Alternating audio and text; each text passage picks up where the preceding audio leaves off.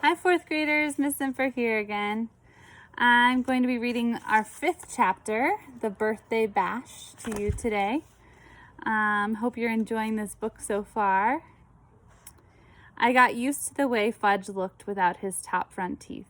He looked like a very small first grader. Dr. Brown, our dentist, said he'd have to wait until he was 6 or 7 to get his grown-up teeth. I started calling him Fang because when he smiles, all you can see are the top 2 side teeth next to the big space. So it looks like he has some fangs. My mother didn't like that. I want you to stop calling him Fang, she told me.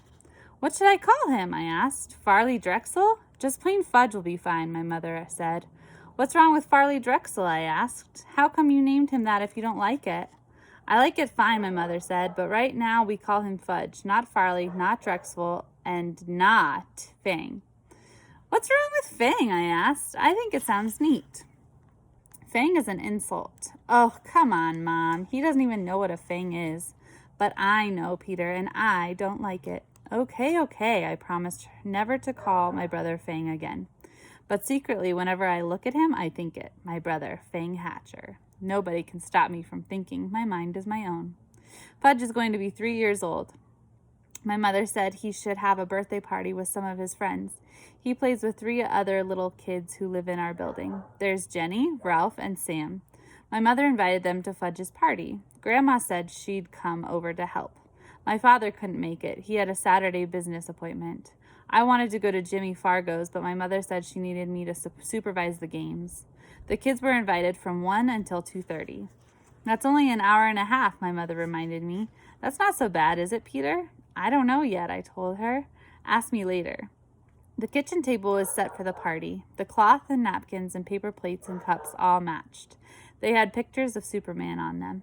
Right before party time, Grandma tried to change Fudge into his new suit, but he screamed his head off about it. No suit, no suit, no, no, no. My mother tried to reason with him. It's your birthday, Fudgy. All your friends are coming. You want to look like a big boy, don't you? While she was talking to him, she managed to get him into his shirt and pants, but he wouldn't let her put on his shoes. He kicked and carried on until my mother and grandmother were both black and blue. Finally, they decided as long as he was in his suit, his feet didn't matter. So he wore his old bedroom slippers. Ralph arrived first. He's really fat, and he isn't even 4 years old. He doesn't say much either. He grunts and grabs a lot, though. Usually his mouth is stuffed full of something. So the first thing Ralph did was wander into the kitchen. He looked around for something to eat, but Grandma was guarding the place. She kept telling him, no, must wait until the other children come. Jenny arrived next. She was wearing little white gloves and party shoes. She even carried a pocketbook. Besides that, she had on dirty jeans and an old sweater. Her mother apologized for her clothes, but said she couldn't do anything with Jenny lately, especially since she had taken to biting. What does she bite? I asked, thinking about furniture or toys or stuff just like that. She bites people, Jenny's mother said. But you don't have to worry about it unless her teeth go through your skin. Otherwise, it's perfectly safe. I thought, poor old Fudge, he can't even bite back since he hasn't any top front teeth.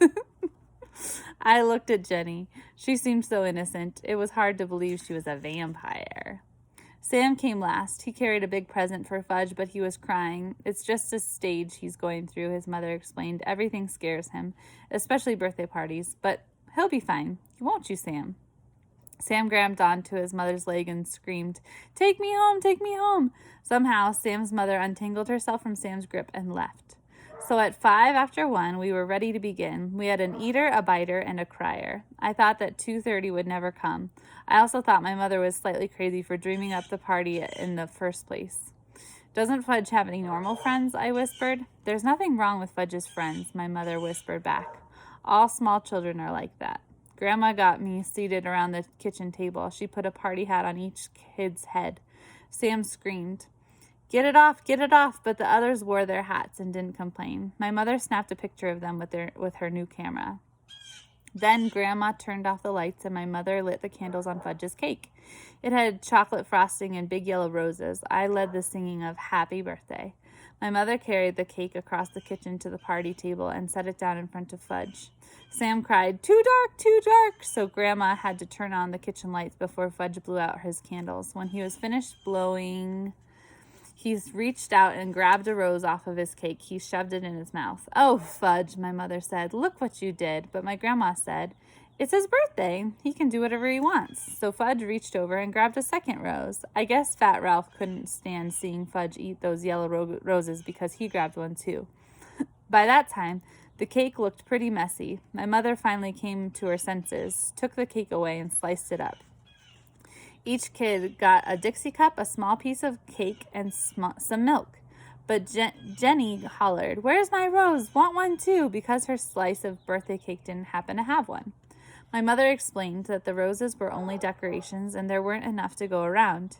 Jenny seemed to accept that, but when Grandma stood over her to help open her Dixie, Jenny bit her on the hand. "She bit me!" Grandma cried. "Did it break the skin?" my mother asked. "No, I don't think so," Grandma said, checking. "Good, then it's nothing to worry about," my mother told her. Grandma went into the bathroom to put some medicine on it anyway. She wasn't taking any chances. Ralph was the first one to finish his food. "More, more, more," he sang, holding up his empty plate. "I don't think you should give him any more," I whispered to my mother. "Look how fat he is now."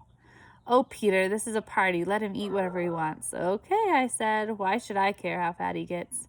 My mother served Ralph a second piece of cake. He threw up right after he finished it. Me and Grandma took the kids into the living room while my mother cleaned up the mess.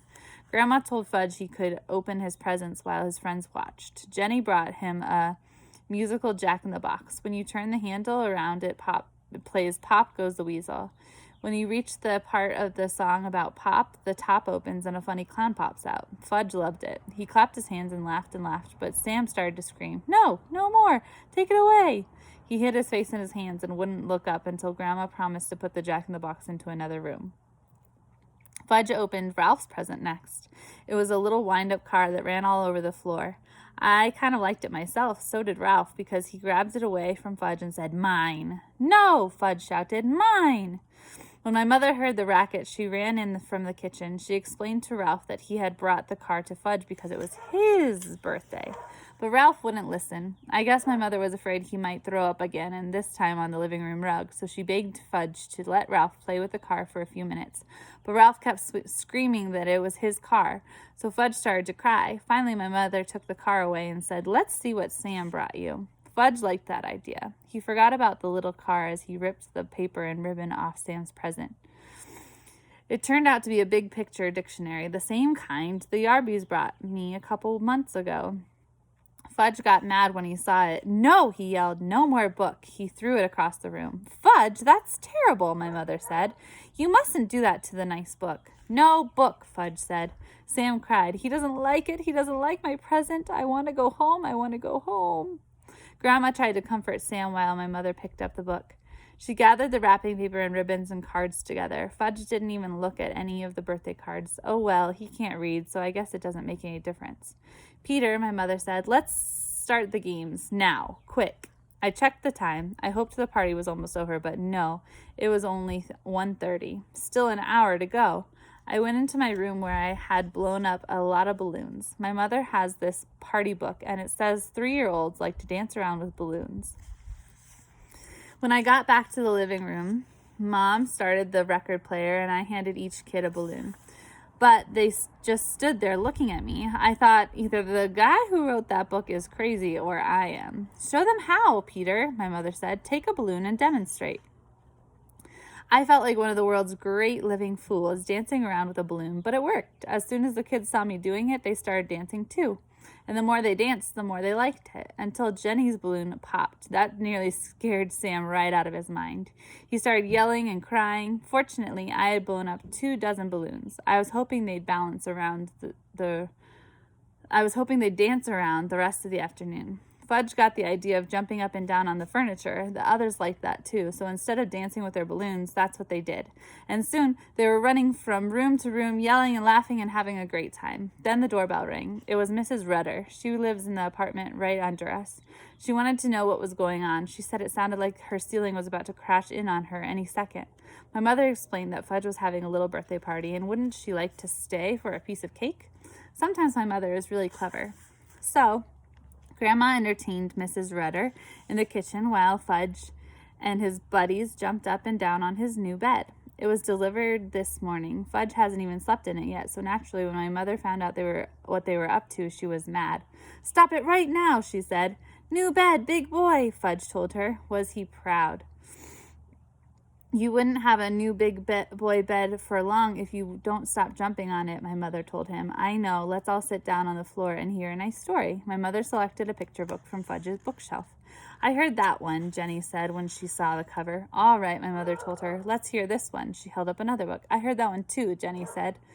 I think my mother was starting to lose her patience, but she chose a third book and said, we'll all enjoy this one, even if we know it by heart. And if we do know it by heart, well, we can say it together.